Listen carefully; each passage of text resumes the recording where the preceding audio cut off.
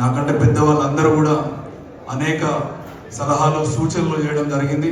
ముఖ్యంగా జస్టిస్ ఈశ్వరయ్య గారు చెప్పినట్టు కానీ, లేదంటే స్వామి గౌడ్ గారు చెప్పినట్టు కానీ, శ్రీనివాస్ సీనన్న చెప్పినట్టు కానీ, ఖచ్చితంగా ఒక యువకుడిగా ఇవాళ కాంగ్రెస్ పార్టీలో బీసీ ఫైనాన్స్ కార్పొరేషన్ చైర్మన్గా ఉన్నందుకు, ప్రభుత్వంలో భాగంగా ఉన్నందుకు, గోపా నిర్వహిస్తున్న ప్రతి కార్యక్రమానికి కూడా ప్రభుత్వం తరపున, మీ తరపున, మనందరి తరపున నా గొంతుకు ఖచ్చితంగా వినిపిస్తా.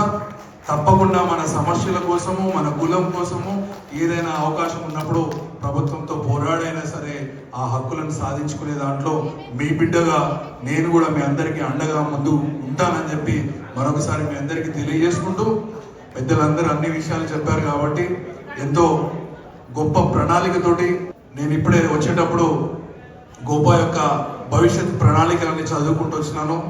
మంచి ప్లానింగ్ తోటి ముందలు పోతున్నాము. దాన్ని ఇంకా ప్రణాళికబద్ధంగా చేయడానికి కావాల్సిన విధంగా మేము అందరం కూడా సహకరిస్తామని చెప్పి మీ అందరికీ తెలియజేసుకుంటూ